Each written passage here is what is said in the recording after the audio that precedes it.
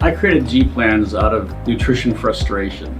One day during nutrition studies at Duke University, we came across a revelation. We discovered that everyone has a completely unique metabolic structure and type. Eating a generic diet program will not get you the results you want, and you will continue on a path of yo-yo dieting forever. Ultimately, sustainable food programs are built within your own specific metabolic template. I eat what Dr. G tells me to eat for my metabolic type. I don't call this program a diet because I eat more than on other programs.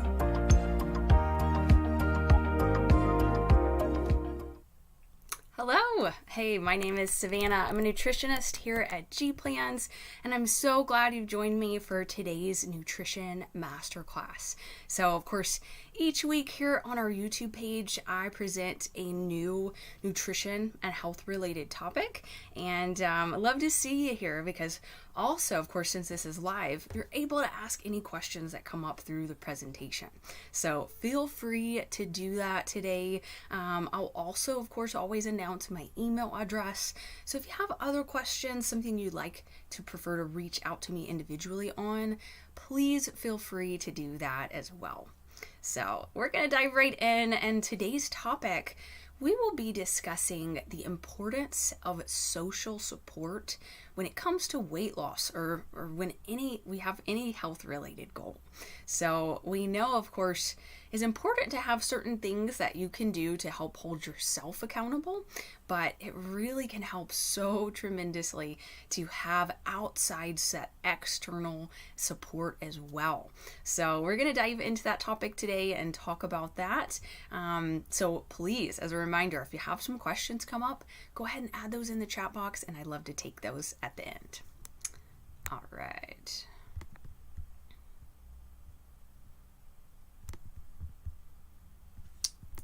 Okay. All right, so our topic for today is the importance of social support in weight loss and any health-related goal, of course. All right, so this is our overview of what we're going to cover today. So again, I'm going to talk about the importance of why is social support so important. We're going to go over different types of support. We're going to discuss, again, the specific benefits of social support. Then we'll go over how do you seek support? So how do you ask for that? And then lastly here, we're also going to go over internal accountability. So how can you provide that support and accountability for yourself as well? And then as always, we'll close today out with the tip of the week. All right, and so you see here on the screen, this is my email address, my personal email. Please feel free, if you have other questions you, again, would like to reach out to me about, please feel free to do that. This emails also will be in the chat box here for you today as well. All right, so diving right in. Tell me.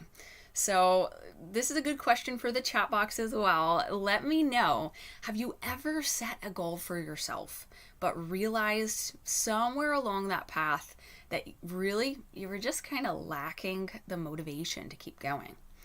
It's definitely in those types of moments that accountability and support play a very important role. So the first step, of course, is to set your goal. After that, you need to figure out a way to make sure that you stay responsible for reaching that goal. While you're working towards a goal, it's totally normal. You're going to have times when you may start to lose some of your energy and some of your motivation. That's where accountability really comes in. Support is so important because it helps to make sure you don't lose focus when you have those moments of weakness and keep you on the right path. All right, so a few different types of support, kind of breaking it down here. First here is emotional support. So this is going to be a little more, again, someone to kind of lean on when you have moments when you might be feeling a little discouraged. It can be helpful to have somebody that you can just kind of vent to. Again, have a shoulder to lean on, somebody to go to just kind of voice maybe frustrations you're going through, and just to listen to you. So just to be able to have that, again, that emotional support is very key. Next up is going to be practical support, and this is very essential to accomplish your goals. Practical support can look like having someone to maybe watch the kids while you're exercising. So you can see how practical support, again, it's going to be very essential for you to be able to accomplish your goals. And lastly here is an inspiring type of support. This type of support, again, it helps to motivate you and hold true to your goals in moments of weakness. So example of this too might be, first of all, a health coach and nutritionist can definitely be, in some aspects, all of these types of support for you, but especially an inspiring type of support to let you know, to be proud of some of the great changes that you're making, and really keep you going, keep you motivated in those moments that you might be feeling a little down. All right, so what are some further benefits of social support in weight loss? Social support, again, it's going to create a sense of accountability. So you know you have that person that you've voiced your goals to, and you know that they'll maybe be checking in with you on how it's going. This can help you to stick to your goals. Support also provides emotional reinforcement during those more challenging moments, helping to keep you motivated. So again, having somebody you can go to and kind of vent frustrations, keep you inspired. Also being able to exchange knowledge. So you might kind of bounce ideas off of somebody else. Maybe they've already tried something that you're kind of dealing with or going through at the time. So sharing those experiences, those practical tips with others, it's going to enhance your overall nutrition knowledge, and it's going to help you create more sustainable lifestyle changes as well. Even with the very best of intentions, it can be tough to stick firmly to your goals all of the time. Having support along the way helps you to get back on track when things might get tougher. All right, so let me know at this time, do you have any questions about maybe how to seek support, or maybe even how to hold yourself more accountable to your goals? Or maybe do you already have some support in place that helps you to stay motivated? I'd love if you share with me anything that works for you or any questions that you have for me in the chat box here, and I'll definitely take those questions from you here at the end today. All right, so how do you seek support? First off, think through what type of support are you looking for? Some people might prefer more structured support, such as maybe meeting weekly with a supportive group or a person like a health coach. Others may simply want to have just a good friend to call for moral support whenever needed. So think through again, what type of support are you looking for? What type of support do you need? Next up is be very clear of what that support will look like.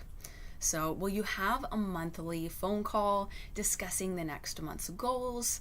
Maybe it's a weekly Zoom call when you check in and kind of reflect on the week behind you. This way, you both have the same expectations and ensures that you have a plan as to how you will both support one another. And lastly, okay, where do you find support? So support could definitely be provided by friends, family members, different support groups, health coaches and nutritionists, or even from like-minded individuals on social media pages as well. So lots of different ways to ask for support today. All right, and so talking about seeking social support, again, that's so essential, but I also want to touch on internal accountability, so how to hold yourself accountable as well. So with any goal, it's always going to be key to first ensure that your goal is SMART. Of course, that's gonna mean specific, measurable, attainable, realistic, and timely. So often when we're first setting a goal, we might want to push ourselves. However, if we set goals that aren't very realistic and they can lead to failure, we can lose momentum and motivation over time. So make sure first thing first, you're setting a goal that makes a lot of sense for you. And next up, make sure that, again, if you're holding yourself accountable here, that you continue to check in with yourself on this goal. Once you have really discovered what you're working towards, you have to identify how you will hold yourself accountable, sorry about that, and how you will achieve that goal. It may take some time, might take some experimentation, again, to learn what system works best for you. So that's really key. Play around to find what works best for you. Maybe you prefer to review your weekly goals every morning, or create your plan for the week over the weekend. So kind of play around, find what works best for you, and stick to it. Setting those regular times to check in with your progress is very important. And lastly here is make sure to be proud of your successes. So again, when you're checking in with your progress, that's also going to help you to really take note of these changes you're seeing along the way. So keep track of that progress, again, so you can celebrate those successes. In addition, of course, to weighing yourself or taking measurements, it's important to also take note those non-scale victories as well. We talked about that here recently. So non-scale victories, sometimes we can kind of miss out on those if we're not really paying attention and regularly checking in with our goals. So make sure to be proud of those successes as well. All right, so last thing for today as my tip of the week. Gonna sound like a really simple tip here, but it's so important for your progress, and that is to eat your breakfast and eat it pretty soon after waking up. So we've definitely all heard that breakfast is referred to the most important meal of the day, and it's still actually it's quite common right now, maybe to delay breakfast, or a lot of people still may skip breakfast. It is so important to your progress and does truly help you to start the day on the right foot. So focus on trying to have your breakfast within about an hour of waking. This is very important to help boost your metabolism and also will help curb some of those cravings later in the day. It's going to help set your day on the right path on a positive note. So getting started with a good balanced breakfast, of course, that's essential too. We want to make sure you have protein, carbs, and fats. It's well-rounded. And again, that is going to help prevent you from finding that maybe you're really, really hungry about lunchtime and you might end up eating a little more than you intended.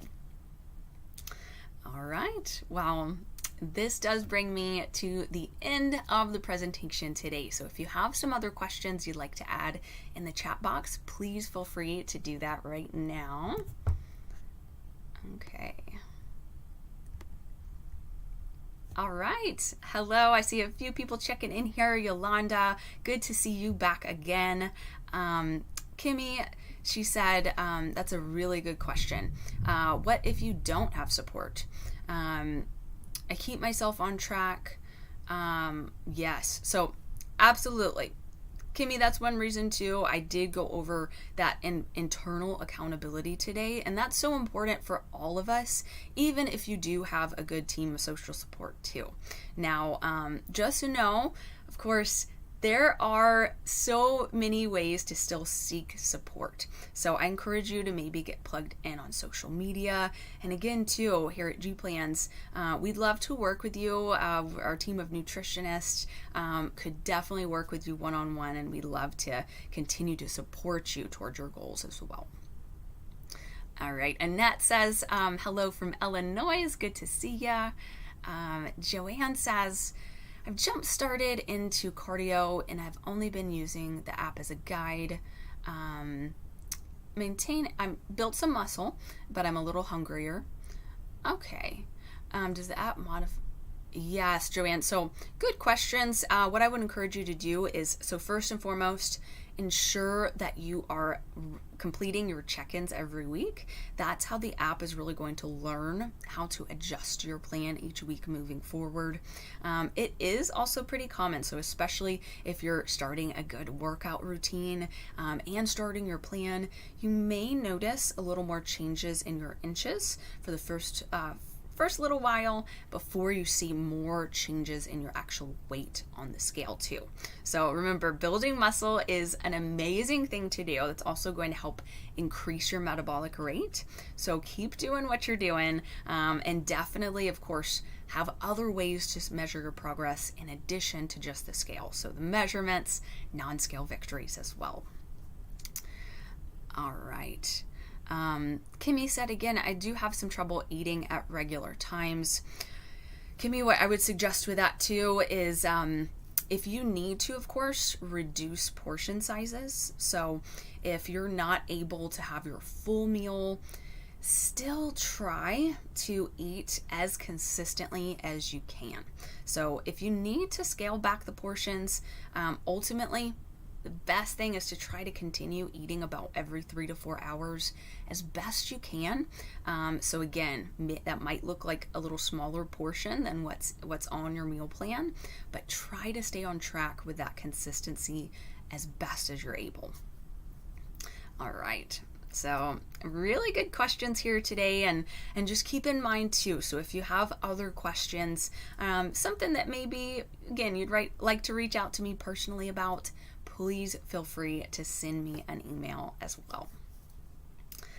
All right. Well, I'm so glad you joined me today for our masterclass. Of course, every Wednesday, I'll be back again next Wednesday for next week's topic. It's always a new topic, and love to see you here asking any questions that you have.